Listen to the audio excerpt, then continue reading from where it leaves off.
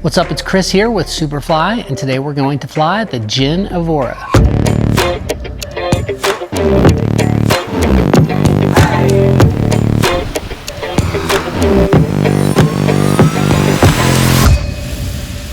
Morning, Chris here, Superfly, and we have the Gin Evora at the south side of the point of the mountain. Let's go cruise around a little bit with the traffic, check out how we do on sync rate, and just feel this thing and see if we can talk a little bit about the brake pressures, about the overall ride, and see if we can feel the vibe. Here we go.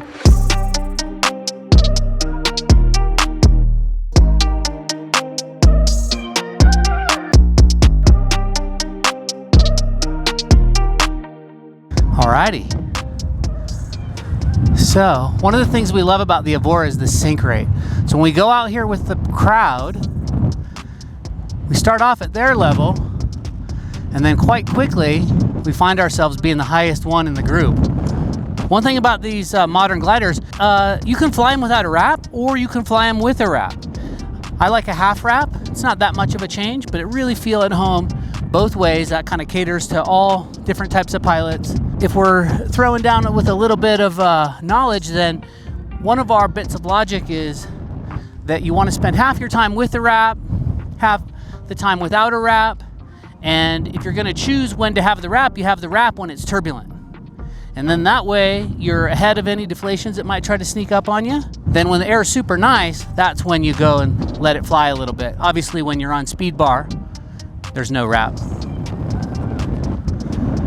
So yeah, here we are flying with the Gin Fuse 3, and that thing gets one of the best sync rates of anything.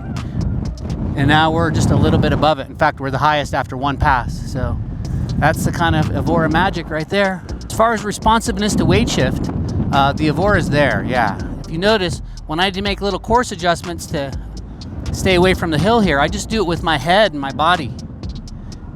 And the Evora responds really nice to that. If you have a look at the trailing edge, you notice that there's brake line gathering on most of the brake attachments. In fact, all of them. So we do end up with some pretty amazing turning on this glider, and a lot of it to do with that trailing edge construction.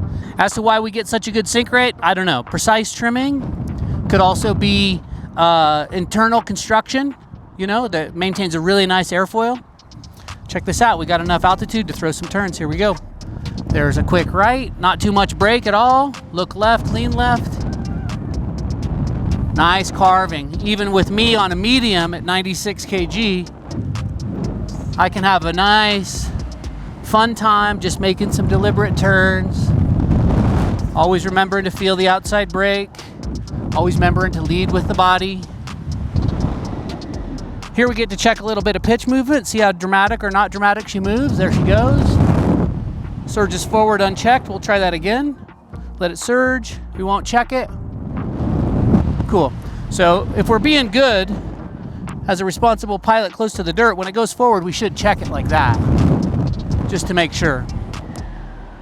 But that was just a little bit of a test. Loving this thing. We'll go ahead and just do a set of big ears just for giggles. Outer A, nicely marked with the green. Here we go. Tips come in nicely, fairly steady. By the time we find the sweet spot, when we release, they open up on their own. We'll go ahead and make a right 180, but we'll do it using a right asymmetric, real smooth and gentle. So here we go.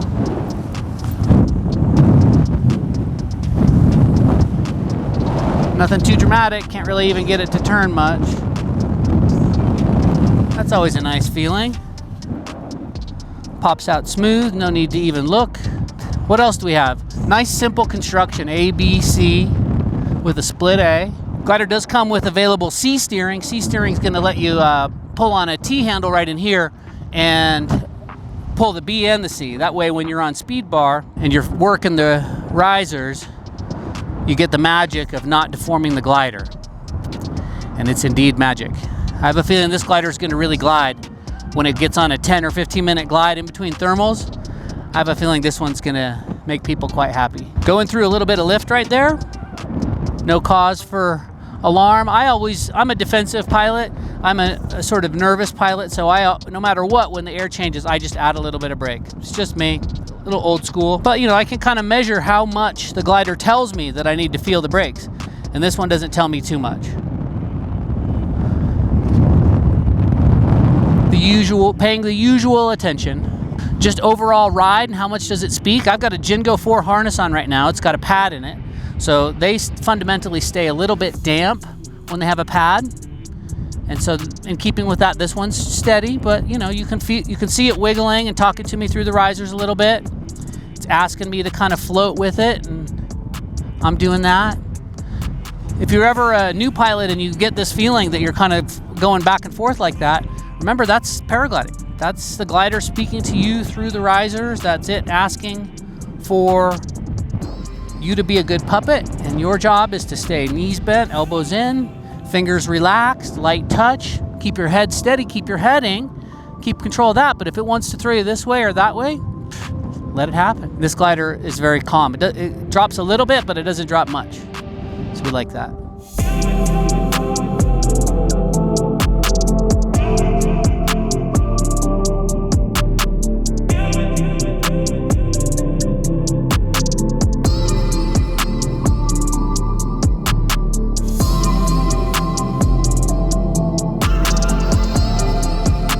Here we are again on the Gin Evora. Other characteristics of the Evora, it's a medium weight construction. So not too light, also not too heavy. Perfect balance. It is a long distant cousin of the Gin Calypso, which has been one of our most successful gliders ever. So we were naturally really excited when the Evora came out. We wanted to see if it could be any better than the Calypso, and it turns out that it is. Gin Evora Wingover time, here we go. Nice gentle to get started. Throw it back the other way. Prove we have the good rhythm going.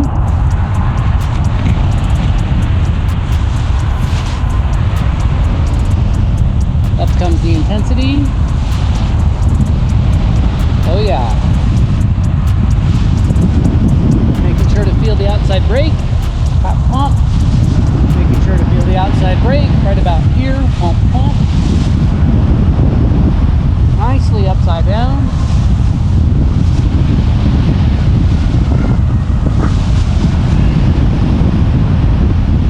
Circle for the exit. Easy to manage.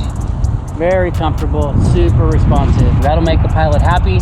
When they go to attend their first SIV, they'll be pleasantly surprised at how easy it is to throw around. One nice thing about the Evora, you can fly with the wrap or without the wrap, and both seem right and correct. So down here I have nice pressure, good connection with the glider. Some of the maneuvers where you want to choke up on it a little bit, or if the air gets a little rougher here.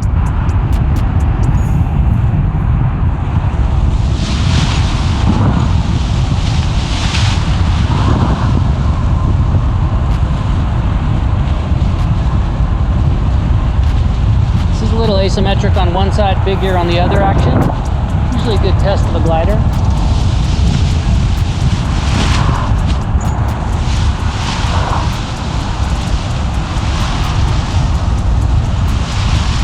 Not a bad descent technique, really. Pretty casual, pretty steady. Tips roll out clean and easy. Big ear. Try for a little more.